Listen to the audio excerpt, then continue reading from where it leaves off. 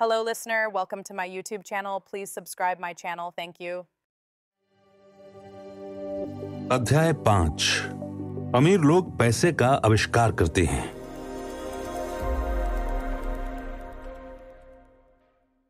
संसार में अक्सर चतुर नहीं, साहसी लोग आगे बढ़ते हैं। पिछली रात मैंने लिखने के काम से फुर्सत निकाली और अलेक्जेंडर ग्राहम बेल के जीवन पर आधारित टीवी कार्यक्रम देखा। उस वक्त बेल ने अपने टेलीफोन का पेटेंट कराया था और उनके इस नए आविष्कार की मांग बहुत ज्यादा होने की वजह से वे बहुत परेशान थे। ज्यादा बड़ी कंपनी की जरूरत महसूस होने पर वे उस जमाने की नामी कंपनी वेस्टर्न यूनियन के पास गए और उनसे पूछा कि क्या वे उनके पेटेंट तथा छोटी सी कंपनी को खरीदेंगे। इस पूरे सौदे के बदले में वे $1,00,000 चाहते थे। वेस्टर्न यूनियन के प्रेसिडेंट ने उनकी खिल्ली उड़ाते हुए इस प्रस्ताव को ठुकरा दिया और कहा कि वे बहुत ज्यादा कीमत मांग रहे हैं। बाकी इतिहास है। एक $multi billion उद्योग का उदय हुआ और AT&T नामक कंपनी का जन्म हुआ। अलेक्जेंडर ग्राहम बेल के कार्यक्रम के ठीक बाद शाम के समाचार आ गए। समाचारों में एक स्थानीय कंपनी में छंटनी की खबर थी। कर्मचारी नाराज थे और शिकायत कर रहे थे कि कंपनी के मालिक अन्याय कर रहे हैं। फैक्ट्री के सामने लगभग 45 साल की उम्र का एक मैनेजर अपनी पत्नी और 2 बच्चों के साथ खड़ा था। इस मैनेजर को नौकरी से निकाल दिया गया था और वो अपने परिवार के साथ फैक्ट्री के सुरक्षा कर्मचारियों से गुजारिश कर रहा था कि वे उसे मालिकों से बात करने दें ताकि वे उसे निकालने पर पुनर्विचार करें। उसने उसी समय एक मकान खरीदा था और उसे डर था कि कहीं वो उसे गंवा न दे। कैमरा उसकी याचना पर केंद्रित था ताकि पूरा संसार इस दृश्य को देख ले। ये कहने की जरूरत नहीं है कि इस पर मेरा ध्यान केंद्रित हो गया। मैं 1984 से सिखाने के पेशे में हूं। ये एक बेहतरीन और पुरस्कारदायक अनुभव रहा है। ये एक विचलित करने वाला पेशा भी रहा है क्योंकि मैं हजारों लोगों को सिखा चुका हूं और मैं सभी में एक साझी बात देखता हूं जिनमें मैं शामिल हूं। हम सभी में जबरदस्त क्षमताएं होती हैं और हमें प्रकृति से बहुत से गुणों का वरदान मिलता है। लेकिन एक चीज हम सभी को किसी न किसी हद तक पीछे रोक कर रखती है। यह है खुद के बारे में शंका। तकनीकी जानकारी की कमी हमें उतना पीछे रोक कर नहीं रखती जितना कि आत्मविश्वास की कमी। कई लोग दूसरों के मुकाबले इसके ज्यादा शिकार होते हैं। हम में से ज्यादातर लोग जानते हैं कि एक बार कॉलेज से निकलने के बाद कॉलेज की डिग्रियां या अच्छे ग्रेड उतने महत्वपूर्ण नहीं रह जाते हैं। शैक्षणिक जगत से बाहर के असल संसार में ग्रेड से ज्यादा महत्वपूर्ण किसी चीज की जरूरत होती है। मैंने इसे कई नामों से पुकारे जाते सुना है। जज्बा, बहादुरी, दम, कलेजा, साहस, दुस्साहस, चालाकी, हिम्मत, लगन और दमक। इस चीज पर कोई भी लेबल लगा दिया जाए, ये अंततः किसी के भविष्य पर उसके स्कूल के ग्रेड से ज्यादा असर डालती है। हम में से प्रत्येक के भीतर इन साहसिक, लगनशील और हौसले वाले चरित्रों में से एक होता है। हमारे भीतर के इस चरित्र का एक विपरीत पहलू भी होता है जो अपने घुटने टेक सकता है और जरूरत पड़ने पर याचना भी कर सकता है। मरीन कॉर्प के पायलट के रूप में वियतनाम में 1 साल रहने के बाद मैं अपने भीतर छिपे इन दोनों चरित्रों के बारे में अंतरंगता से जान गया था। दोनों में से किसी को भी दूसरे से बेहतर नहीं कहा जा सकता। बहरहाल शिक्षक के रूप में मैंने पहचाना कि बहुत ज्यादा डर और अपनी क्षमताओं पर शंका ही इंसान की प्रतिभा के सबसे बड़े दुश्मन होते हैं। यह देखकर मेरा दिल टूट जाता था कि विद्यार्थी जवाब तो जानते थे लेकिन उनमें जवाब के अनुरूप काम करने का साहस नहीं था। संसार में अक्सर चतुर नहीं, साहसी लोग आगे बढ़ते हैं। मेरा खुद का यह अनुभव रहा है कि वित्तीय प्रतिभा के लिए तकनीकी ज्ञान और साहस दोनों की ही जरूरत होती है। अगर डर बहुत ज्यादा प्रबल है तो प्रतिभा का दमन हो जाता है। अपनी कक्षाओं में मैं विद्यार्थियों को बहुत प्रेरित करता हूं कि वे जोखिम लेना सीखें, बहादुर बने और अपनी प्रतिभा से उस डर को शक्ति व चतुराई में बदल लें। कुछ के लिए यह कारगर होता है जबकि बाकी डर जाते हैं। मुझे एहसास हो चुका है कि पैसों के मामले में ज्यादातर लोग सुरक्षित खेल खेलना चाहते हैं। मैंने ऐसे सवाल सुने हैं, जोखिम क्यों लेना? मैं अपने वित्तीय IQ को विकसित करने का झंझट क्यों पालूं? मुझे वित्तीय दृष्टि से साक्षर क्यों बनना चाहिए? इस पर मैं जवाब देता हूं कि सिर्फ इसलिए ताकि आपके पास ज्यादा विकल्प रहें। आगे विशाल परिवर्तन आने वाले हैं। आने वाले वर्षों में युवा आविष्कारक अलेक्जेंडर ग्राहम बेल जैसे कई लोग आएंगे। बिल गेट्स जैसे 100 लोग होंगे और माइक्रोसॉफ्ट जैसी विशाल व सफल कंपनियां पूरे संसार में हर साल बनेंगी। और इसके अलावा कहीं अधिक दिवालियापन, छटनियां तथा कटौतियां भी होंगी। तो अपने वित्तीय आईक्यू को विकसित करने का झंझट क्यों पालें? इस सवाल का जवाब कोई दूसरा नहीं, सिर्फ आप ही दे सकते हैं। लेकिन मैं आपको इतना बता सकता हूं कि मैं खुद ऐसा क्यों करता हूं। मैं ऐसा इसलिए करता हूं क्योंकि यह जीवित रहने के लिए सबसे रोमांचक समय है। मैं परिवर्तन से डरने के बजाय उसका स्वागत करना चाहूंगा। मैं तनख्वाह न बढ़ने की चिंता करने के बजाय लाखों करोड़ों डॉलर बनाने के बारे में रोमांचित होना ज्यादा पसंद करूंगा। हम आज जिस दौर में हैं वो संसार के इतिहास में सबसे रोमांचक और अभूतपूर्व समय है। आज से कई पीढ़ियों बाद लोग पलटकर इस युग को देखकर कहेंगे कि यह कितना रोमांचकारी युग रहा होगा। ये पुराने की मृत्यु और नए के जन्म का समय कहा जाएगा। इस युग में उथल पुथल बहुत थी, लेकिन रोमांच भी बहुत था। उद्यमी सफलता की कहानियों की सूची बढ़ती जा रही है और स्टीव जॉब्स, जकरबर्ग, बेजोस और ब्रिन जैसे नाम पूरे संसार में पहचाने जाते हैं। उबर जैसी नई कंपनियां बेहद लोकप्रिय हैं, अवसरों की भूमि में भी और वैश्विक अर्थव्यवस्था में भी। तो अपने वित्तीय आईक्यू को विकसित करने का झंझट क्यों पालें? क्योंकि यदि आप ऐसा करते हैं तो आप बहुत समृद्ध बनेंगे, और अगर आप ऐसा नहीं करते हैं तो आगे आने वाला समय आपके लिए डरावना होगा। ऐसे समय में आप कुछ लोगों को बहादुरी के साथ आगे बढ़ते हुए देखेंगे, जबकि दूसरों को अपने घिसे हुए जीवन रक्षकों से चिपके हुए देखेंगे। 300 साल पहले जमीन को दौलत माना जाता था, इसलिए जो व्यक्ति जमीन का मालिक होता था वो दौलतमंद होता था। बाद में दौलत जमीन के बजाय फैक्ट्रियों तथा उत्पादन से जुड़ गई और अमेरिका का वर्चस्व कायम हो गया। इसके साथ ही उद्योगपति दौलत का स्वामी बन गया। आज दौलत का वास सूचना या जानकारी में है, यानी जिस व्यक्ति के पास सही समय पर सबसे ज्यादा जानकारी होती है वो दौलत का स्वामी होता है। समस्या यह है कि यह जानकारी पूरे संसार में प्रकाश के वेग से उड़ती है। इस नई दौलत को सीमाओं या हदों में नहीं बांधा जा सकता, जिस तरह की जमीन और फैक्ट्रियों को बांधा जा सकता था। परिवर्तन ज्यादा तेज और ज्यादा नाटकीय होंगे। नए मल्टी मिलेनियर्स की संख्या में भारी वृद्धि होगी, मगर ऐसे भी लोग होंगे जो पीछे छूट जाएंगे। आज मैं बहुत सारे लोगों को संघर्ष करते और अक्सर ज्यादा कड़ी मेहनत करते देखता हूं, सिर्फ इसलिए क्योंकि वे पुराने विचारों को कसकर पकड़े रहते हैं। वे चाहते हैं कि परिस्थितियां पहले जैसी ही रहें, इसीलिए वे परिवर्तन का प्रतिरोध करते हैं। मैं ऐसे लोगों को जानता हूं जो अपनी नौकरियां छूटने या अपने मकान गंवाने के लिए तकनीक, अर्थव्यवस्था या अपने बॉस को दोष देते हैं। दुर्भाग्य से उन्हें यह महसूस ही नहीं होता कि समस्या का कारण वे खुद भी हो सकते हैं। पुराने विचार उनके सबसे बड़े शत्रु होते हैं।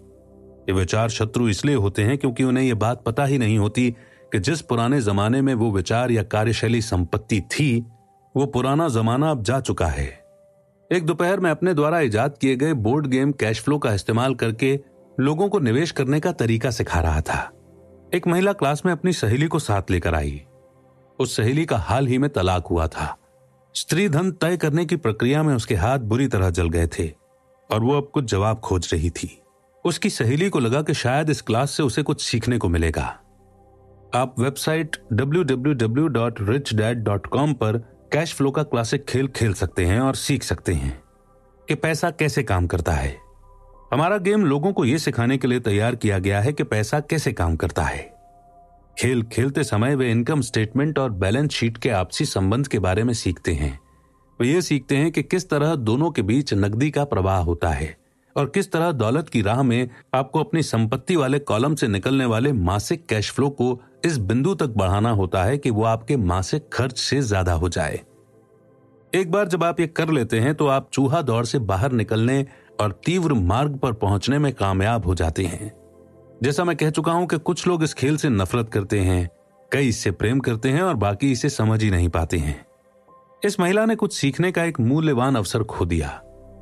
शुरुआती दौर में उसे एक खिलौना कार्ड मिला जिस पर एक नाव बनी हुई थी। पहले तो वो खुश हुई, अरे वाह, मुझे नाव मिल गई। इस पर उसकी सहेली ने उसे यह समझाया कि ये संख्याएं उसके इनकम स्टेटमेंट और बैलेंस शीट में कैसे काम करती हैं। इससे वो कुंठित हो गई क्योंकि उसे गणित कभी पसंद नहीं रहा था। बाकी खिलाड़ियों ने धैर्यपूर्वक इंतजार किया जब उसकी सहेली ने उसे इनकम स्टेटमेंट, बैलेंस शीट और मासिक कैश फ्लो का आपसी संबंध समझाया, और जब उसे एहसास हुआ कि अंक कैसे काम कर रहे थे, तो अचानक उसे समझ में आ गया कि उसकी नाव तो उसे जिंदा खा रही है। खेल के बाद में उसे नौकरी से भी निकाल दिया गया और उसे एक बच्चा हो गया। ये खेल उसके लिए भयानक अनुभव साबित हुआ। क्लास के बाद वो महिला मुझसे बोली कि उसकी सहेली बहुत विचलित हो गई है। वो क्लास में निवेश के बारे में सीखने आई थी और उसे ये विचार पसंद नहीं आया कि इतने मूर्खतापूर्ण खेल को खेलने में इतना ज्यादा समय बर्बाद किया जाए। उसकी सहेली ने उसे समझाने की कोशिश की कि वो अपने भीतर झांक कर देखे कि क्या उस खेल में किसी तरह की अंदरूनी झलक दिखाई देती है। इस सुझाव पर उस महिला ने अपना पैसा वापस मांग लिया। उसने कहा कि यह सोचना भी मूर्खता है कि कोई खेल उसकी अंदरूनी झलक दिखा सकता है। उसका पैसा तुरंत वापस कर दिया गया और वो चली गई। 1984 से मैंने वो करके करोड़ों डॉलर कमाए हैं जो स्कूली तंत्र नहीं करता। स्कूल में ज्यादातर शिक्षक व्याख्यान देते हैं। अपने छात्र जीवन में मुझे व्याख्यानों से चिढ़ होती थी। मैं जल्दी ही बोर हो जाता था और मेरा दिमाग इधर उधर भटकने लगता था। 1984 में मैंने खेलों और सिमुलेशन के माध्यम से सिखाना शुरू किया। आज भी मैं इन्हीं साधनों पर भरोसा करता हूं। मैं हमेशा अपने वयस्क विद्यार्थियों को प्रोत्साहित करता हूं कि वे खेलों को इस नजरिए से देखें कि ये उनके ज्ञान और अज्ञान की झलक दिखाता है। सबसे महत्वपूर्ण बात, खेल व्यवहार की झलक दिखाते हैं। वे तुरंत फीडबैक देते हैं। किसी शिक्षक के आम व्याख्यान के बजाय खेल आपको एक व्यक्तिगत व्याख्यान दे रहा है जिसे खास तौर पर आपके लिए बनाया गया है। जो महिला खेल छोड़कर चली गई थी, उसकी सहेली ने बाद में मुझे फोन करके ताजा जानकारी दी। उसने कहा कि उसकी सहेली अब शांत हो गई थी। शांत होने के बाद वो खेल और अपने जीवन के बीच थोड़ा आपसी संबंध देख सकती थी। हालांकि उसने या उसके पति ने कभी नाव नहीं खरीदी थी, लेकिन उनके पास बाकी तमाम चीजें थी जिनकी कल्पना की जा सकती थी। उनके तलाक से वह नाराज थी क्योंकि उसका पति एक कम उम्र की युवती के साथ भाग गया था, और इसलिए भी क्योंकि 20 साल के वैवाहिक जीवन के बाद उनके पास बहुत कम संपत्तियां थीं। उनके बीच बांटने के लिए ज्यादा कुछ था ही नहीं। उनका 20 साल का वैवाहिक जीवन मजेदार तो बहुत रहा था, लेकिन उन्होंने बस 1 टन खिलौने या उपकरण ही इकट्ठे किए थे। उसे एहसास हुआ कि अंक जोड़ने घटाने पर, इनकम स्टेटमेंट और बैलेंस शीट पर उसे गुस्सा इसलिए आया था क्योंकि उसे उन्हें ना समझने पर शर्म आ रही थी। उसका यह मानना था कि पैसों और हिसाब किताब के काम पुरुषों के होते हैं। वो घर संभालती थी और मेहमानों का स्वागत करती थी, जबकि उसका पति आर्थिक मामले देखता था। अब उसे पक्का भरोसा हो चुका था कि वैवाहिक जीवन के आखिरी 5 सालों में उसके पति ने उससे पैसा छुपाया था। वो खुद पर नाराज थी कि उसे इस बारे में ज्यादा पता क्यों नहीं चला कि पैसा कहां जा रहा है। साथ ही इस बारे में भी कि उसे दूसरी औरत के बारे में पता क्यों नहीं चल पाया। बोर्ड गेम की ही तरह संसार भी हमें हमेशा तुरंत फीडबैक देता है। यदि हम ध्यान दें तो हम काफी कुछ सीख सकते हैं। कुछ समय पहले एक दिन मैंने अपनी पत्नी से शिकायत की कि ड्राई क्लीनर्स ने मेरे पैंट सिकोड़ दिए हैं। पत्नी हल्के से मुस्कुराई और उसने पेट में अंगुली गड़ाकर मुझे जानकारी दी कि पैंट नहीं सिकुड़े हैं, कोई दूसरी चीज फैल गई है। कैश फ्लो गेम इस तरह तैयार किया गया है ताकि हर खिलाड़ी को व्यक्तिगत फीडबैक मिल जाए। इसका उद्देश्य आपको विकल्प प्रदान करना है। अगर आपका नाव वाला कार्ड निकलता है और आप इससे कर्ज में आ जाते हैं, तो सवाल है कि अब आप क्या कर सकते हैं। आप कितने अलग अलग वित्तीय विकल्पों के बारे में सोच सकते हैं। यही इस खेल का उद्देश्य है, खिलाड़ियों को नए और विविध वित्तीय विकल्पों के बारे में सोचना सिखाना। संसार के हजारों लोग इस खेल को खेल चुके हैं। जो खिलाड़ी चूहा दौड़ से सबसे जल्दी बाहर निकलते हैं, वे ऐसे लोग होते हैं जिनके पास अंकों की समझ और रचनात्मक वित्तीय दिमाग होता है। वे ज्यादा वित्तीय विकल्पों को पहचान लेते हैं। अमीर लोग अक्सर रचनात्मक होते हैं और सुनियोजित जोखिम लेते हैं। जिन लोगों को सबसे ज्यादा समय लगता है, वे ऐसे लोग होते हैं जिनके पास अंकों की समझ नहीं होती और वे अक्सर निवेश की शक्ति को भी नहीं समझते। कैश फ्लो खेलने वाले कई लोग ऐसे भी होते हैं जो इस खेल में पैसा तो काफी कमा लेते हैं, लेकिन उन्हें यह पता ही नहीं होता कि उस पैसे का क्या करें। हालांकि उनके पास पैसा होता है, लेकिन बाकी सभी खिलाड़ी उनसे आगे निकलते नजर आते हैं।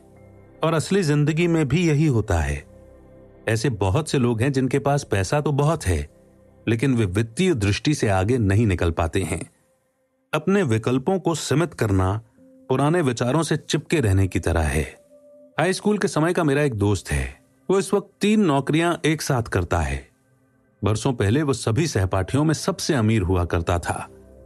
जब स्थानीय शुगर प्लांटेशन बंद हुआ तो जिस कंपनी में वो काम करता था वो भी बंद हो गई। उसके हिसाब से उसके पास सिर्फ एक ही विकल्प था और वो था पुराना विकल्प, कड़ी मेहनत करो। समस्या ये थी कि वो कोई बराबरी की नौकरी नहीं खोज पाया जो पुरानी कंपनी में उसकी वरिष्ठता को मान्यता दे। इसके फलस्वरूप उसके पास वर्तमान में जो नौकरियां हैं वो उसकी योग्यता की तुलना में बहुत नीचे की हैं, इसलिए उसकी तनख्वाह भी कम है। अब वो गुजारा करने लायक कमाई करने के लिए 3 नौकरियां करता है। मैंने कैश फ्लो खेलने वाले लोगों को ये शिकायत करते देखा है कि उनके पास सही अवसर वाले कार्ड नहीं आ रहे हैं, इसलिए वे जहां के तहां बैठे रहते हैं। मैं ऐसे लोगों को जानता हूं जो असल जिंदगी में भी यही करते हैं। वे बैठे बैठे सही अवसर का इंतजार करते रहते हैं।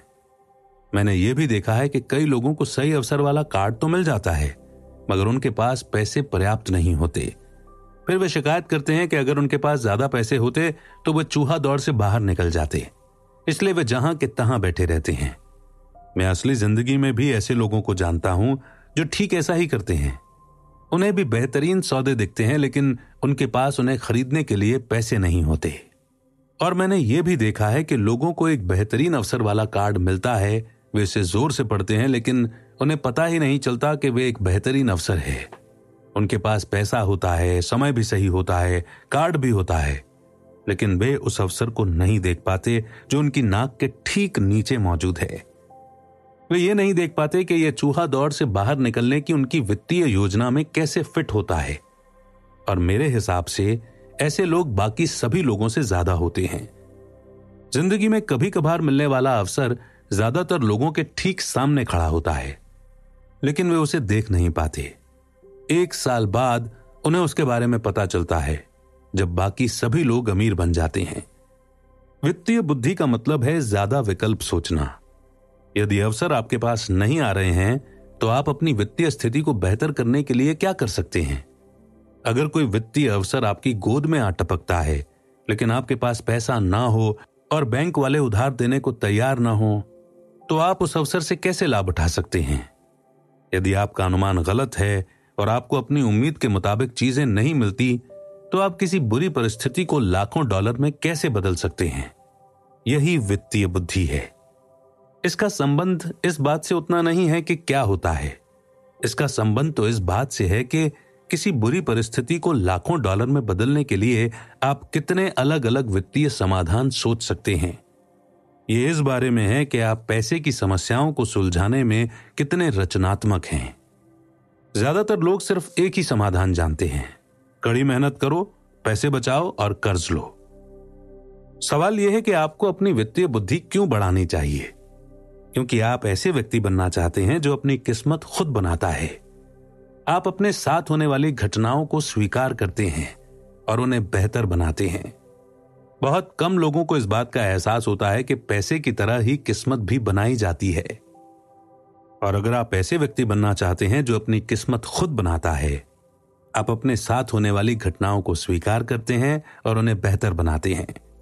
और अगर आप कड़ी मेहनत करने के बजाय ज्यादा खुशकिस्मत बनना चाहते हैं तथा पैसा उत्पन्न करना चाहते हैं, तो आपकी वित्तीय बुद्धि महत्वपूर्ण है।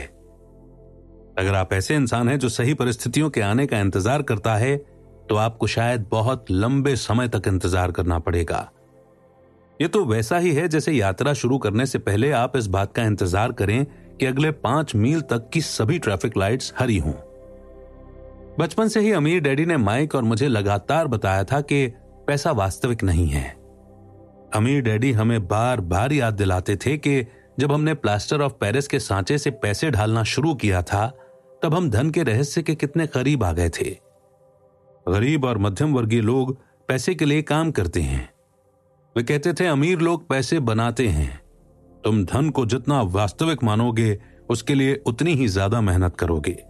यदि तुम इस विचार को दिल में उतार लोगे कि धन असली चीज नहीं है, तो तुम ज्यादा तेजी से अमीर बन सकते हो। ये क्या है?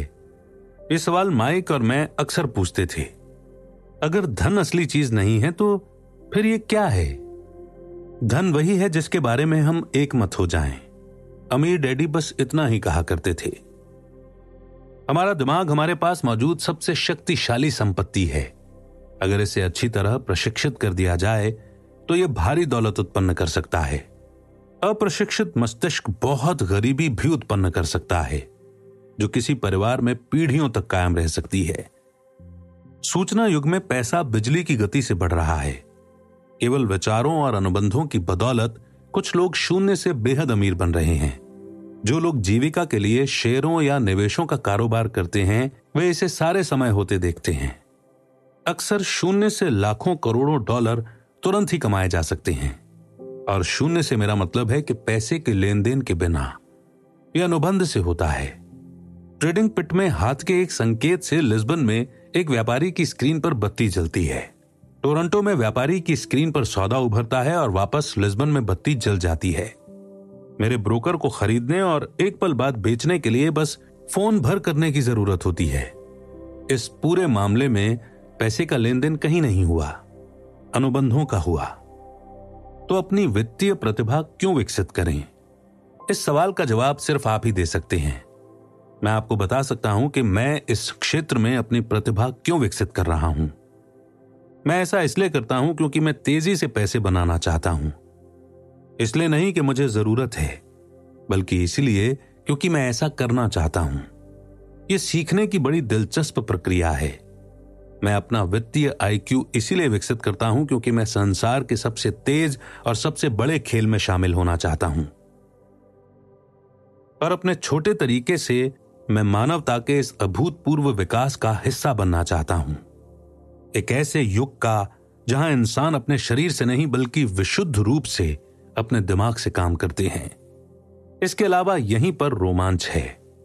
यही है जो हो रहा है। ये फैशन में है, ये भयावह है और ये मजेदार भी है। इसीलिए मैं अपनी वित्तीय बुद्धि में निवेश करता हूं और अपनी सबसे शक्तिशाली संपत्ति यानी अपने दिमाग को विकसित करता हूं। मैं उन लोगों की जमात में शामिल होना चाहता हूं जो साहस के साथ आगे बढ़ रहे हैं। मैं उन लोगों के साथ नहीं रहना चाहता जो पीछे छूट जाते हैं। आज बचत करने वाले पराजित क्यों होते हैं? 1970 के दशक में हम बचत करके रिटायरमेंट तक पहुंच सकते थे। पासबुक बचत खातों पर 2 अंकों का ब्याज मिलता था और बचत खाते सचमुच हमारी दौलत को बढ़ा सकते थे। वे दिन अब लद चुके हैं। NRI में प्रवेश करें, नकारात्मक ब्याज दर यानी शून्य से भी कम ब्याज दर। आज कई बैंक पैसा रखने के लिए बचतकर्ताओं से भुगतान भी ले रहे हैं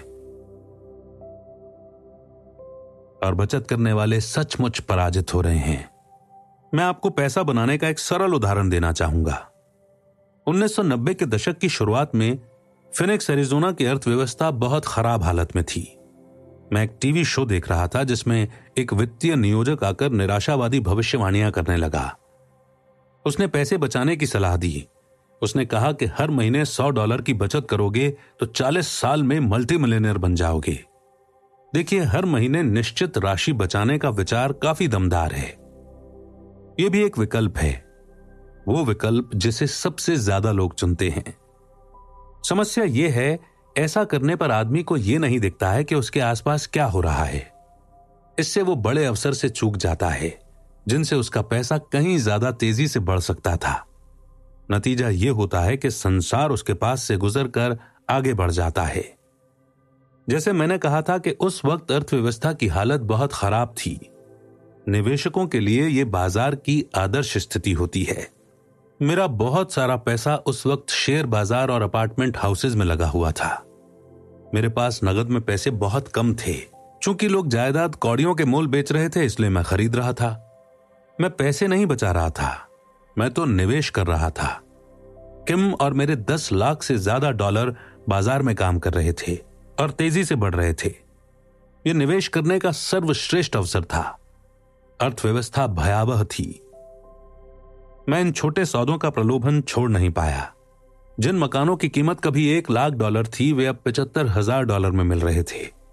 लेकिन स्थानीय रियल एस्टेट एजेंट्स के जरिए खरीदारी करने के बजाय मैं दिवालिया वकील के ऑफिस में या अदालत की सीढ़ियों पर खरीदारी करने लगा। खरीदारी की इन जगहों पर $75,000 का मकान कई बार $20,000 या इससे भी कम में मिल जाता था। मैंने अपने एक मित्र से $2,000 का लोन लिया था। शर्त यह थी कि 90 दिन में इस पर $200 ब्याज देना होगा। मैंने वकील को डाउन पेमेंट के तौर पर कैशियर का चेक दे दिया।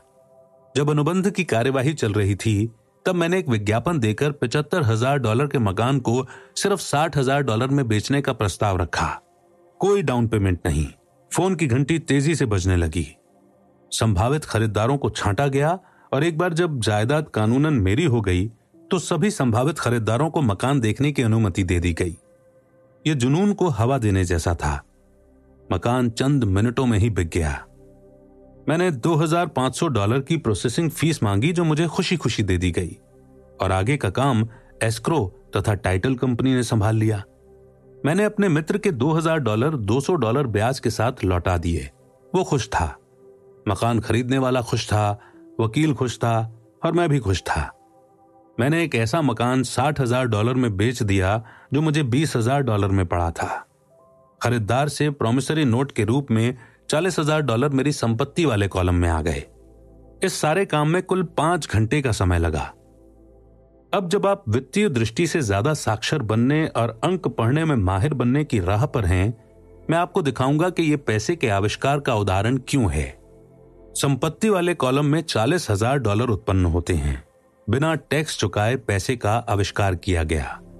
10% ब्याज पर $4,000 प्रतिवर्ष का कैश फ्लो आमदनी में जुड़ जाता है।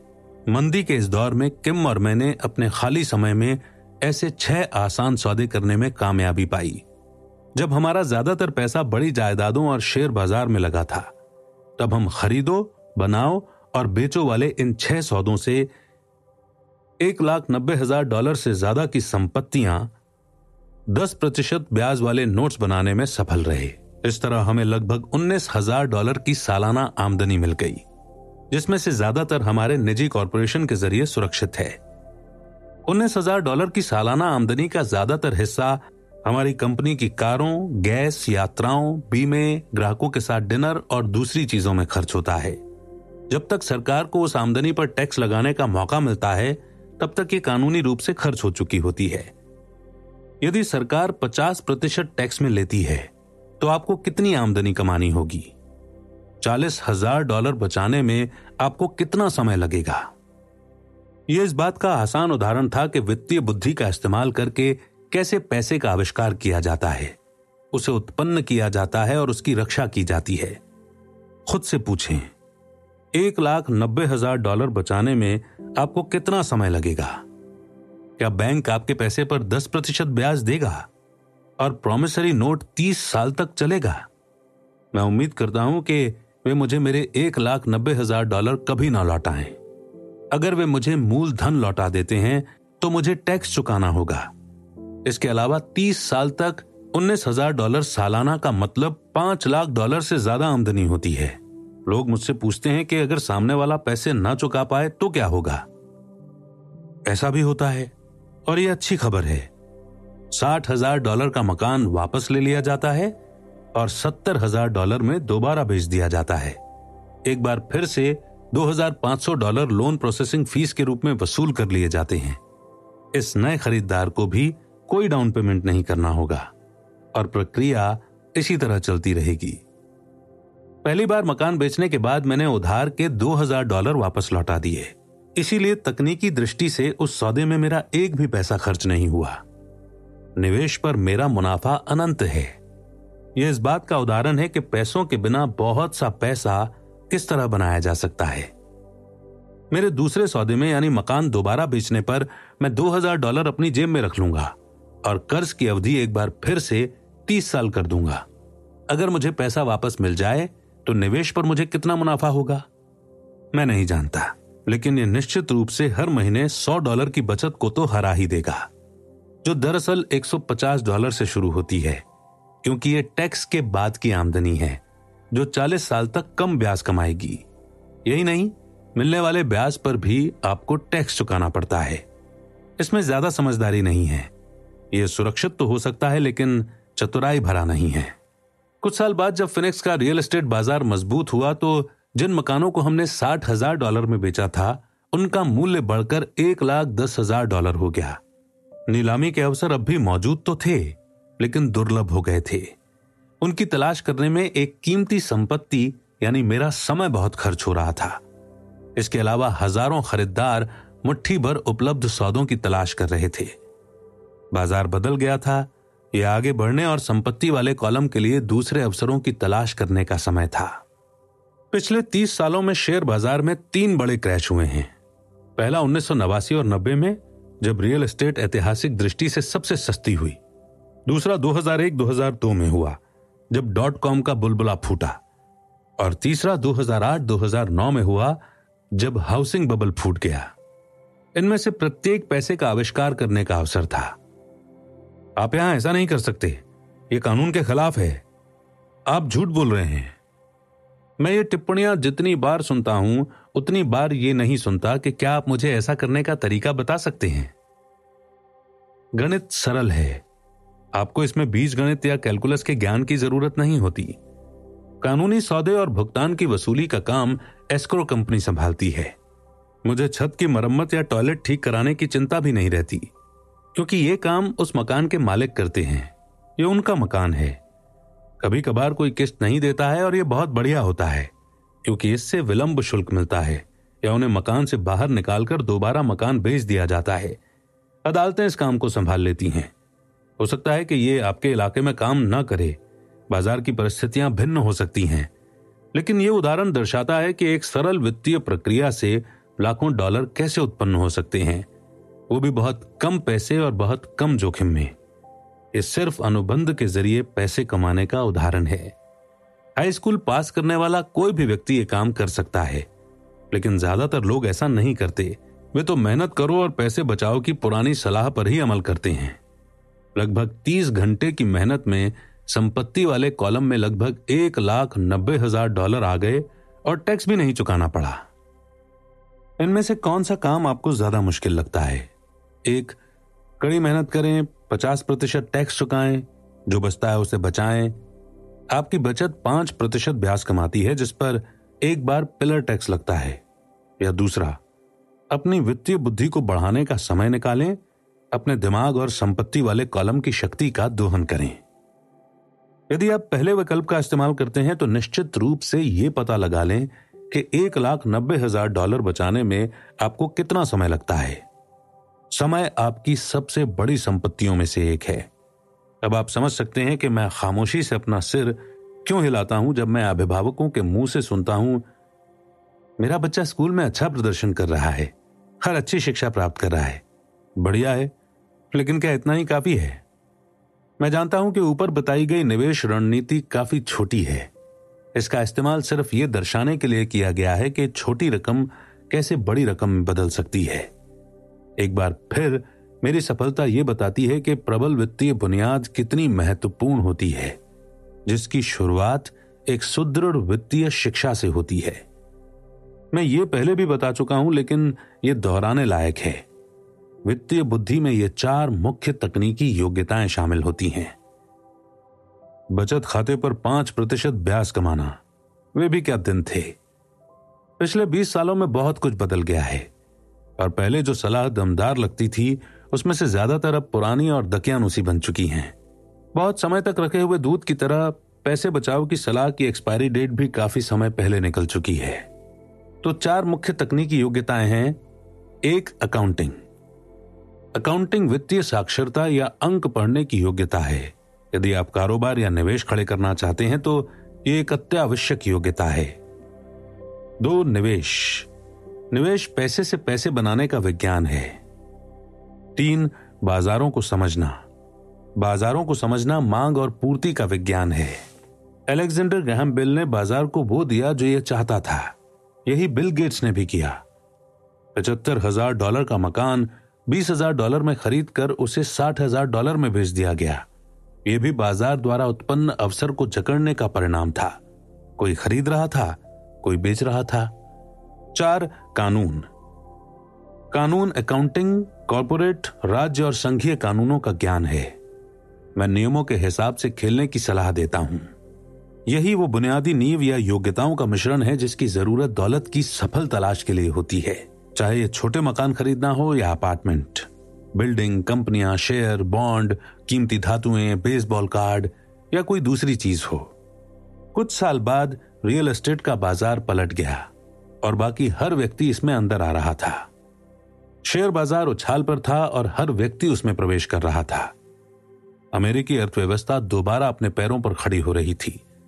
मैंने बेचना शुरू कर दिया और अब पेरू, नॉर्वे, मलेशिया तथा फिलीपींस की यात्रा करने लगा। निवेश परिदृश्य बदल गया था। अब हम रियल एस्टेट नहीं खरीद रहे थे, अब तो हम संपत्ति वाले कॉलम के भीतर मूल्य को बढ़ते हुए देख रहे हैं और शायद जल्द ही बेचना शुरू कर देंगे। मुझे लगता है कि छोटे मकान वाले उन 6 सौदों में से कुछ बिक जाएंगे और $40,000 के नोट नकदी में बदल जाएंगे। मुझे अपने अकाउंटेंट को फोन करना होगा कि वो नकदी के लिए तैयार रहे और उसे सुरक्षित रखने के तरीके खोजे। मैं जो बात कहना चाहता हूं वो ये है कि निवेश आते जाते रहते हैं, शेयर बाजार ऊपर नीचे होता रहता है, अर्थव्यवस्था सुधरती और बिगड़ती रहती है। संसार जीवन में कभी कभार मिलने वाले अवसर हमेशा आपको दे रहा है, आपके जीवन के हर दिन, मगर अक्सर हम उन्हें देख नहीं पाते हैं, लेकिन वे वहां मौजूद होते हैं। संसार जितना ज्यादा बदलता है और तकनीक जितनी ज्यादा बदलती है, उतने ही अधिक अवसर आएंगे जो आपको और आपके परिवार को कई पीढ़ियों तक वित्तीय दृष्टि से सुरक्षित बना सकते हैं। अपनी वित्तीय बुद्धि विकसित करने की झंझट में क्यों पड़ें? एक बार फिर सिर्फ आप ही इसका जवाब दे सकते हैं। मैं तो बस इतना जानता हूं कि मैं सीखना और विकास करना क्यों जारी रखता हूं। मैं ऐसा इसलिए करता हूं क्योंकि कई परिवर्तन आने वाले हैं। मैं अतीत से चिपके रहने के बजाय परिवर्तन का स्वागत करना ज्यादा पसंद करूंगा। मैं जानता हूं कि बाजार में ज्वार भी आएगा और भाटा भी आएगा। मैं अपनी वित्तीय बुद्धि को लगातार बढ़ाना चाहता हूं क्योंकि बाजार में होने वाले हर परिवर्तन पर कुछ लोग घुटने टेक कर अपनी नौकरियों की भीख मांगेंगे। इस दौरान दूसरे लोग जीवन की थमाई बुरी परिस्थितियों को लेंगे और जीवन हम सभी को कभी कभार बुरी परिस्थितियां थमाता है और उन्हें लाखों डॉलर में बदल लेंगे। यही वित्तीय बुद्धि है। मुझसे अक्सर उन बुरी परिस्थितियों के बारे में पूछा जाता है जिन्हें मैंने लाखों डॉलर में बदला है। मैं अपने निवेशों के ज्यादा उदाहरण देने में संकोच करता हूं क्योंकि मुझे डर है कि ये डींगे हाँकने या शेखी बघारने का काम लग सकता है। मेरा ऐसा कोई इरादा नहीं है। मैं तो सिर्फ वास्तविक और आसान घटनाओं के संख्यात्मक व समयावधि वाले उदाहरण देता हूं। मैं उदाहरण इसलिए देता हूं क्योंकि मैं आपको बताना चाहता हूं कि यह आसान है और आप वित्तीय बुद्धि के इन 4 स्तंभों से जितने ज्यादा परिचित होते हैं, यह उतना ही ज्यादा आसान होता है। व्यक्तिगत रूप से मैं वित्तीय विकास हासिल करने के लिए 2 मुख्य साधनों का इस्तेमाल करता हूं, रियल एस्टेट और small cap share. Real estate में निवेश मेरी नींव है। मेरी जायदादें लगातार कैश फ्लो प्रदान करती हैं और कभी कभार मूल्य भी बहुत बढ़ जाता है। मैं स्मॉल कैप शेयरों का इस्तेमाल तीव्र विकास के लिए करता हूं। मैं जो करता हूं आपको वैसा करने की सलाह नहीं देता हूं। उदाहरण बस यही है, उदाहरण। अगर अवसर बहुत जटिल है और मैं निवेश को नहीं समझता हूं तो मैं निवेश नहीं करता हूं। वित्तीय दृष्टि से सफल होने के लिए बस सरल गणित और सहज बोध की ही जरूरत होती है। उदाहरण देने के 5 कारण हैं। 1, लोगों को अधिक सीखने के लिए प्रेरित करना। 2, लोगों को यह बताने के लिए कि अगर बुनियाद सुदृढ़ है तो पैसे का महल बनाना आसान है। 3, यह दिखाने के लिए कि भारी दौलत कोई भी इकट्ठी कर सकता है। 4, यह दिखाने के लिए कि आपके लक्ष्यों को हासिल करने के लाखों तरीके हैं। 5, यह दिखाने के लिए कि यह रॉकेट विज्ञान जितना जटिल मामला नहीं है। 1989 में मैं पोर्टलैंड, ऑरेगन में एक खूबसूरत इलाके में जॉगिंग करता था। यह एक उपनगर था, लेकिन इसमें छोटे छोटे मकान थे। वे छोटे और प्यारे थे। मुझे लगता था कि लिटिल रेड राइडिंग हुड नानी के यहां जाने के लिए वहां फुटपाथ पर फुदकती दिखेगी। हर कहीं बिकाऊ है कि साइन बोर्ड नजर आते थे। इमारती लकड़ी का बाजार बहुत बुरे हाल में था। शेयर बाजार अभी अभी लुढ़का था और अर्थव्यवस्था मंदी हो गई थी।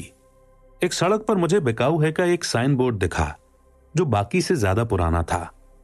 ये पुराना भी दिख रहा था। एक दिन इसके पास से गुजरते हुए मैं मालिक से टकराया जो परेशान हाल था।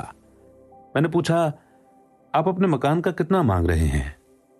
मालिक मुड़ा और कमजोर मुस्कान देते हुए बोला, मुझे प्रस्ताव दें, ये 1 साल से ज्यादा समय से बिकाऊ है, कोई भी इसे देखने तक नहीं आता। मैं इसे देखूंगा, मैंने कहा और मैंने आधा घंटे के बाद उसकी मांगी कीमत से 20,000 कम डॉलर में मकान खरीद लिया।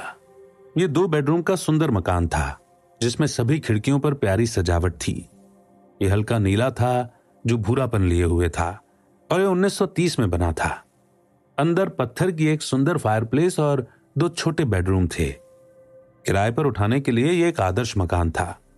मकान दरअसल $65,000 का था, लेकिन मैंने उसका सौदा $45,000 में किया था। मैंने मालिक को $5,000 का डाउन पेमेंट दिया। मकान अच्छा था, समस्या सिर्फ इतनी थी कि कोई भी उसे खरीदना नहीं चाहता था। मालिक 1 सप्ताह में मकान खाली कर गया। वो इससे पीछा छुड़ाकर खुश था और मेरा पहला किराएदार उसमें रहने आ गया, जो स्थानीय कॉलेज में प्रोफेसर था। मॉर्टगेज, खर्च और मैनेजमेंट फीस देने के बाद मेरी जेब में हर महीने लगभग $40,000 आ जाते थे। यह ज्यादा रोमांचक नहीं था। 1 साल बाद ओरेगन का रियल एस्टेट बाजार मंदी से उबरकर बढ़ने लगा। कैलिफोर्निया के निवेशक, जिनके पास चढ़ते रियल एस्टेट बाजारों से मिले पैसों की गर्मी थी, उत्तर की ओर आ रहे थे और ओरेगन तथा वॉशिंगटन में खरीदारी कर रहे थे। मैंने वो छोटा मकान कैलिफोर्निया के एक युवा दंपत्ति को $95,000 में बेच दिया, जिन्हें यह बेहतरीन सौदा लगा।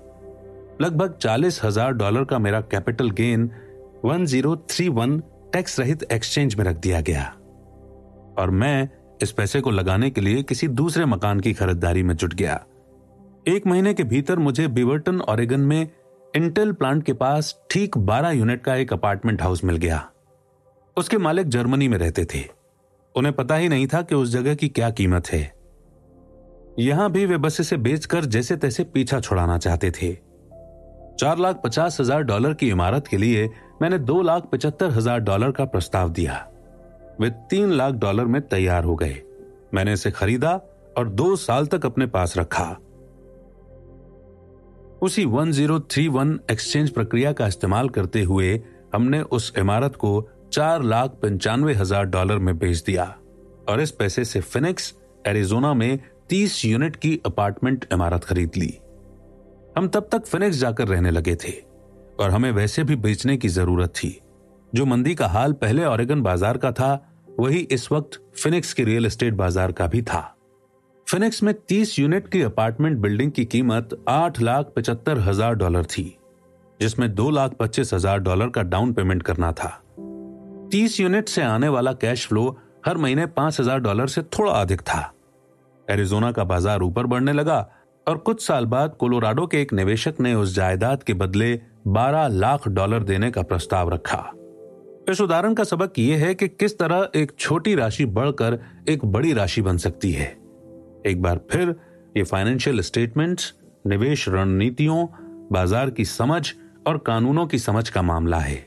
यदि लोग इन विषयों में माहिर नहीं हैं, तो स्पष्ट रूप से उन्हें सामान्य सलाह पर अमल करना चाहिए, जिसके अनुसार इंसान को सुरक्षित खेलना चाहिए।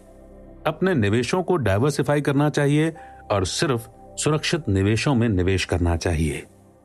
सुरक्षित निवेशों के साथ समस्या यह होती है कि वे प्रायः कुछ ज्यादा ही साफ सुथरे रहते हैं, यानी उन्हें इतना सुरक्षित बना दिया जाता है कि मुनाफे की संभावना कम हो जाती है। ज्यादातर बड़े ब्रोकरेज हाउसेज जोखिम भरे सौदों को इसलिए नहीं छूते हैं ताकि अपनी और अपने ग्राहकों की रक्षा कर सकें। यह समझदारी भरी नीति भी है। असल गर्मागर्म सौदे नौसिखियों के सामने पेश नहीं किए जाते। प्रायः सबसे अच्छे सौदे उन्हीं लोगों के सामने परोसे जाते हैं जो इस खेल को समझते हैं, और उन्हीं की वजह से अमीर लोग ज्यादा अमीर बनते हैं। जिस व्यक्ति को प्रबुद्ध निवेशक नहीं समझा जाता, उसके सामने जोखिम भरे सौदे पेश करना तकनीकी दृष्टि से गैर कानूनी है, लेकिन जाहिर है कि यह भी कभी कभार होता है। निवेशक के रूप में मैं जितना ज्यादा प्रबुद्ध बनता हूं, मेरे सामने उतने ही ज्यादा अवसर आते हैं। जीवन भर अपनी वित्तीय बुद्धि बढ़ाने का एक और फायदा यह है कि आपके सामने ज्यादा अवसर पेश किए जाते हैं। इसके अलावा आपकी वित्तीय बुद्धि जितनी ज्यादा होती है, यह परखना उतना ही आसान होता है कि यह अच्छा सौदा है या नहीं। यह आपकी बुद्धि ही है जो किसी बुरे सौदे को पहचान सकती है। या किसी बुरे सौदे को अच्छा बना सकती है। मैं जितना ज्यादा सीखता हूं, और सीखने के लिए अभी बहुत कुछ बाकी है, मैं उतने ही ज्यादा पैसे बनाता हूं, सिर्फ इसलिए क्योंकि समय गुजरने के साथ साथ मेरा अनुभव और बुद्धिमत्ता दोनों ही बढ़ती जाती है। मेरे कुछ मित्र हैं जो इस खेल को सुरक्षित तरीके से खेल रहे हैं, अपने पेशे में कड़ी मेहनत कर रहे हैं और वित्तीय बुद्धि नहीं बढ़ा रहे हैं, जिसके बढ़ने में समय लगता है। मेरी कुल जमा फिलॉसफी है अपनी संपत्ति वाले कॉलम में बीज बोना। यही मेरा फार्मूला है। मैं छोटे पैमाने पर शुरुआत करके बीज बो देता हूं। कुछ बड़े हो जाते हैं, कुछ नहीं हो पाते। हमारे रियल एस्टेट कॉर्पोरेशन में कई मिलियन डॉलर की जायदाद है। यह हमारा खुद का REIT यानी कि रियल एस्टेट इन्वेस्टमेंट ट्रस्ट है। मैं ये बताना चाहता हूं कि इन मिलियन डॉलर निवेशों में ज्यादातर 5,000 या 10,000 डॉलर जितने छोटे निवेशों से शुरू हुए थे। ये सभी डाउन पेमेंट्स खुशकिस्मत थे जो उन्हें तेजी से बढ़ता बाजार मिला और वे कर मुक्त होकर आगे बढ़े। बाद के वर्षों में हमने उन्हें कई बार खरीदा बेचा। हमारा एक स्टॉक पोर्टफोलियो भी है जो एक कॉरपोरेशन से सुरक्षित है, जिसे किम और मैं अपना निजी म्यूचुअल फंड कहते हैं। हमारे कुछ मित्र हैं जो खास तौर पर हम जैसे निवेशकों के साथ सौदे करते हैं, जिनके पास हर महीने निवेश करने के लिए अतिरिक्त पैसे होते हैं। हम ज्यादा जोखिम वाली खतरनाक निजी कंपनियों के शेयर खरीदते हैं जो अमेरिका या कनाडा के स्टॉक एक्सचेंज पर सार्वजनिक होने वाली हों। लाभ कितनी तेजी से हो सकता है, इसका एक उदाहरण देखें। मान लें कंपनी के सार्वजनिक होने से पहले उसके 1 लाख शेयर 25 सेंट के भाव पर खरीद लिए जाएं। 6 महीने बाद कंपनी स्टॉक एक्सचेंज में सूचीबद्ध हो जाती है और शेयर का भाव $2 हो जाता है। अगर कंपनी का प्रबंधन अच्छा है तो भाव बढ़ता रहता है और वो शेयर $20 या उससे ज्यादा का भी हो सकता है। ऐसे कई वर्ष रहे हैं जब हमारे निवेश किए हुए $25,000 1 साल से भी कम के समय में $10 लाख बन गए। ये जुआ नहीं है, बशर्ते आप जानते हो कि आप क्या कर रहे हैं। ये जुआ है अगर आप किसी सौदे में पैसा फेंक रहे हो और प्रार्थना कर रहे हो। किसी भी चीज में महत्वपूर्ण यह है कि आप अपनी तकनीकी योग्यता, बुद्धि और खेल के प्रेम का इस्तेमाल करके नुकसान की आशंका को कम करें, जोखिम को कम करें। वैसे एक बात ध्यान रखें, जोखिम हमेशा रहता है। ये तो वित्तीय बुद्धि है जो संभावनाओं को बेहतर बनाती है। इस तरह एक व्यक्ति के लिए जो जोखिम भरा है वो किसी दूसरे व्यक्ति के लिए कम जोखिम भरा होता है। यही वो मूल कारण है जिसकी वजह से मैं लोगों को लगातार प्रोत्साहित करता हूं कि वे शेयरों, रियल एस्टेट या दूसरे बाजारों के बजाय अपनी वित्तीय शिक्षा में निवेश करें। आप जितने ज्यादा चतुर होते हैं, आपकी सफलता के अवसर भी उतने ही ज्यादा होते हैं। मैंने व्यक्तिगत रूप से जिन शेयरों में निवेश किया वे ज्यादातर लोगों के लिए बहुत ज्यादा जोखिम भरे थे, इसलिए उनकी सलाह देने का सवाल ही नहीं है। मैं इस खेल को 1989 से खेल रहा हूं और मैंने इसके लिए अपने हिस्से से ज्यादा का शिक्षण शुल्क चुकाया है। लेकिन आप दोबारा पढ़ेंगे कि ऐसे निवेश ज्यादातर लोगों के लिए ज्यादा खतरनाक क्यों होते हैं। तो आप अपने जीवन को इस तरह से बना सकते हैं ताकि $25,000 को 1 साल में $10 लाख में बदलने की योग्यता आपके लिए कम खतरनाक हो। जैसा पहले बताया गया था, मैंने जो भी लिखा है मैं आपको वैसा करने की सलाह नहीं दे रहा हूं। मैं तो सिर्फ इस बात का उदाहरण देने के लिए यह बता रहा हूं कि यह सरल और संभव है। मैं जो करता हूं वो विराट योजना में छोटे आलुओं जैसा है, लेकिन आम आदमी के लिए हर साल $1 लाख की निष्क्रिय आमदनी अच्छी है और इसे पाना खास मुश्किल भी नहीं है। ये काम 5 से 10 साल के बीच किया जा सकता है, जो इस बात पर निर्भर करता है कि बाजार कैसा है और आप कितने चतुर हैं। यदि आप अपने जीवन के खर्च कम रखते हैं तो $1 लाख की अतिरिक्त आय आपको सुखद लगेगी, चाहे आप काम करें या ना करें। अगर आप चाहें तो आप काम कर सकते हैं, या अगर आप चुनाव करें तो आप खाली रह सकते हैं और सरकारी टैक्स तंत्र का इस्तेमाल अपने खिलाफ करने के बजाय अपने पक्ष में कर सकते हैं। रियल एस्टेट में मेरे निवेश की नींव है। मैं रियल एस्टेट से इसलिए प्रेम करता हूं क्योंकि यह स्थायी और धीमी गति से चलने वाली होती है। मुझे ठोस नींव पसंद है। इससे मिलने वाला कैश फ्लो काफी स्थिर होता है और अगर प्रबंधन सही हो तो इसका मूल्य बढ़ने का अच्छा अवसर होता है। रियल एस्टेट की ठोस आधारशिला होने के साथ अच्छी बात यह है कि इससे मुझे ज्यादा बड़े जोखिम लेने की अनुमति मिलती है, जैसा मैं खतरनाक शेयरों के साथ करता हूं। अगर मुझे शेयर बाजार में भारी मुनाफा होता है तो मैं मुनाफे पर कैपिटल गेन्स टैक्स चुकाता हूं और बचे हुए पैसे को रियल एस्टेट में निवेश कर देता हूं ताकि मेरी संपत्ति की नींव और ज्यादा मजबूत हो जाए। रियल एस्टेट पर एक और बात, मैं पूरे संसार की यात्रा कर चुका हूं और निवेश करना सिखा चुका हूं। हर शहर में मैं लोगों को कहते सुनता हूं कि आप रियल एस्टेट सस्ते में नहीं खरीद सकते। मेरा अनुभव ठीक इसका उल्टा है। न्यूयॉर्क या टोक्यो में भी शहर की बाहरी सीमा पर आकर्षक मौके होते हैं जिन्हें ज्यादातर लोग नजरअंदाज कर देते हैं। सिंगापुर में रियल एस्टेट के भाव काफी ऊंचे हैं, लेकिन वहां अब भी कार से छोटी दूरी के भीतर अच्छे मौके मौजूद हैं। इसलिए जब भी मैं किसी को यह कहते सुनता हूं कि आप यहां ऐसा नहीं कर सकते, तो मैं उसे याद दिलाता हूं कि शायद उसे यह कहना चाहिए कि मैं नहीं जानता कि यहां ऐसा कैसे किया जा सकता है अब तक। बेहतरीन अवसर आंखों से नहीं दिखते हैं, वे तो दिमाग से देखे जाते हैं। ज्यादातर लोग सिर्फ इसलिए दौलतमंद नहीं बन पाते क्योंकि उनके पास अपने ठीक सामने मौजूद अवसरों को पहचानने का वित्तीय प्रशिक्षण नहीं है। मुझसे अक्सर पूछा जाता है कि मैं कैसे शुरू करूं। इस पुस्तक के अंतिम अध्याय में मैं 10 कदम बताऊंगा जिन्हें उठाकर मैंने वित्तीय स्वतंत्रता हासिल की। लेकिन याद रखें, इसमें आपको हमेशा मजा आना चाहिए। जब आप नियम सीख लेते हैं, निवेश की शब्दावली जान लेते हैं और अपनी संपत्ति वाले कॉलम को बनाना शुरू कर देते हैं, तो मेरे ख्याल से आप पाएंगे कि यह खेल उतना ही मजेदार है जितना कि कोई दूसरा खेल होता है। कई बार आप जीतते हैं और कई बार आप सीखते हैं, लेकिन हमेशा आनंद लें। ज्यादातर लोग कभी इसलिए नहीं जीत पाते क्योंकि वे हारने से बहुत ज्यादा डरते हैं। इसीलिए मुझे स्कूल बहुत मूर्खतापूर्ण लगता है। स्कूल में हम सीखते हैं कि गलतियां बुरी होती हैं और गलतियां करने के लिए हमें सजा भी दी जाती है। बहरहाल, अगर आप इंसानों के सीखने की प्रक्रिया पर नजर डालें तो आपको पता चल जाएगा कि हम गलतियां करके ही सीखते हैं। हम गिर कर चलना सीखते हैं। अगर हम कभी न गिरें तो हम कभी चल भी नहीं पाएंगे। यही साइकिल चलाना सीखने के बारे में सच है। मेरे घुटनों पर अब भी चोट के निशान हैं, लेकिन आज मैं बिना सोचे गाड़ी चला सकता हूं। यही अमीर बनने के बारे में भी सच है। दुर्भाग्य से ज्यादातर लोगों के अमीर न होने का मुख्य कारण है कि वे हारने को लेकर दहशत में होते हैं। विजेता हारने से नहीं घबराते, लेकिन पराजित घबराते हैं। असफलता तो सफलता की प्रक्रिया का हिस्सा है।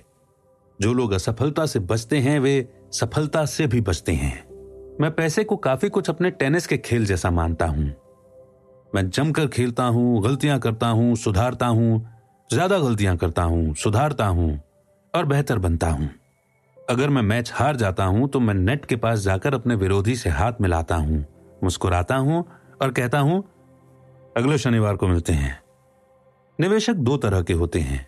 एक, पहला और सबसे आम प्रकार का निवेशक वो होता है जो बने बनाए निवेश खरीदता है। वो रिटेल आउटलेट जैसे real estate company, stock broker या फाइनेंशियल प्लानर के पास जाकर निवेश खरीद लेता है। ये म्यूचुअल फंड, REIT शेयर या बॉन्ड कुछ भी हो सकता है। ये निवेश करने का साफ सुथरा और आसान तरीका है।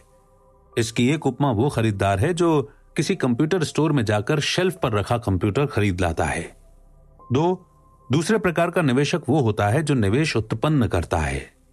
यह निवेशक आमतौर पर सौदे को उसी तरह से असेंबल करता है जिस तरह कंप्यूटर के पार्ट खरीदने वाला कंप्यूटर बनाता है। मैं कंप्यूटर के पार्ट्स को असेंबल करने के बारे में कुछ नहीं जानता, लेकिन मैं जानता हूं कि आर्थिक अवसरों के पार्ट्स को कैसे असेंबल किया जाता है, या उन लोगों को जानता हूं जो ऐसा कर सकते हैं। दूसरे प्रकार का निवेशक ज्यादा पेशेवर होता है।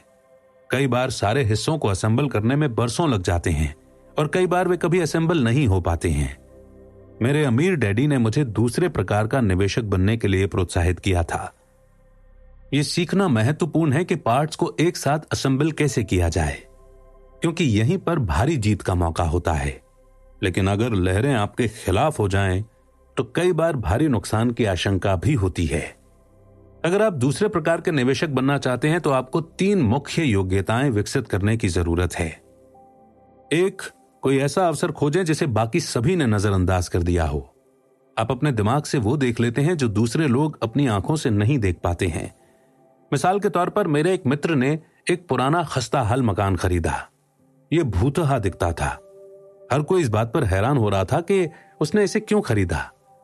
हमने जो नहीं देखा और जो उसने देख लिया वो ये था कि उस मकान के साथ 4 खाली प्लॉट भी मिल रहे थे। उसे ये बात टाइटल कंपनी जाने के बाद पता चली थी। मकान खरीदने के बाद उसने मकान तोड़वा दिया और 5 प्लॉट एक बिल्डर को बेच दिए। उसे अपने निवेश से 3 गुना ज्यादा कीमत मिली। 2 महीने की मेहनत के बदले उसने $75,000 कमा लिए। यह बहुत बड़ी रकम तो नहीं है, लेकिन निश्चित रूप से यह न्यूनतम तनख्वाह को तो हरा ही देती है और यह तकनीकी दृष्टि से कठिन भी नहीं है। दूसरा, पैसे जुटाना। आम आदमी पैसे जुटाने के लिए सिर्फ बैंक तक जाता है, मगर दूसरे प्रकार के निवेशक को यह पता होना चाहिए कि पूंजी कैसे जुटाई जाती है और बैंक जाए बिना कितने तरीकों से पैसे की व्यवस्था की जा सकती है। शुरुआत में ही मैंने सीख लिया था कि बैंक से कर्ज लिए बिना मकान कैसे खरीदे जाते हैं। मकान खोजने के बजाय पैसे जुटाने की योग्यता सीखना मेरे लिए बेशकीमती साबित हुआ। अक्सर मैं लोगों के मुंह से सुनता हूं कि बैंक मुझे कर्ज नहीं दे रहा है या मेरे पास इसके खरीदने के पैसे नहीं हैं। यदि आप दूसरे प्रकार के निवेशक बनना चाहते हैं तो आपको यह सीखने की जरूरत है कि उस बाधा को कैसे दूर करें जिसके सामने आने पर ज्यादातर लोग रुक जाते हैं। दूसरे शब्दों में, ज्यादातर लोग सिर्फ इसलिए सौदा नहीं कर पाते क्योंकि उनके पास पैसा नहीं होता। यदि आप इस बाधा को पार कर सकें तो आप उन लोगों से लाखों डॉलर आगे होंगे जो ये योग्यताएं नहीं सीखते हैं।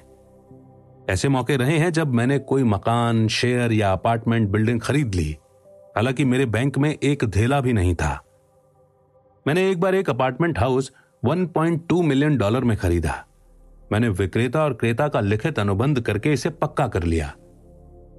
फिर मैंने $1 लाख का बयाना उधार लिया, जिससे मुझे बाकी पैसा इकट्ठे करने के लिए 90 दिन का समय मिल गया। मैंने ऐसा क्यों किया? सिर्फ इसलिए क्योंकि मैं जानता था कि उस मकान की असली कीमत $2 मिलियन थी। दरअसल पूरा पैसा इकट्ठा करने की नौबत ही नहीं आई। इसके बजाय जिस व्यक्ति ने $1 लाख उधार दिए थे, उसने मुझे सौदा खोजने के बदले $50,000 दिए। मेरी जगह पर आ गया और मैं उस सौदे से बाहर हो गया। इस काम में लगा कुल समय 3 दिन। एक बार फिर दोहराना चाहूंगा कि आप जो खरीदते हैं उससे ज्यादा महत्वपूर्ण वो होता है जो आप जानते हैं। निवेश करने का ताल्लुक खरीदने से कम जानने से ज्यादा होता है। 3, चतुर लोगों को संगठित करें। बुद्धिमान लोग वे होते हैं जो अपने से ज्यादा बुद्धिमान व्यक्ति के साथ काम करते हैं या उसकी सेवा लेते हैं। जब भी आपको सलाह की जरूरत हो तो अपने सलाहकार समझदारी से चुनें। सीखने के लिए बहुत कुछ है, लेकिन पुरस्कार गगनचुंबी हो सकते हैं। अगर आप इन योग्यताओं को नहीं सीखना चाहते हैं तो मैं आपको पहले प्रकार का निवेशक बनने की सलाह दूंगा। आप जो जानते हैं वो आपकी सबसे भारी पूंजी है। आप जो नहीं जानते हैं वो आपका सबसे बड़ा जोखिम है। जोखिम हमेशा रहता है, इसलिए जोखिम से बचने के बजाय इसका प्रबंधन करना सीखें।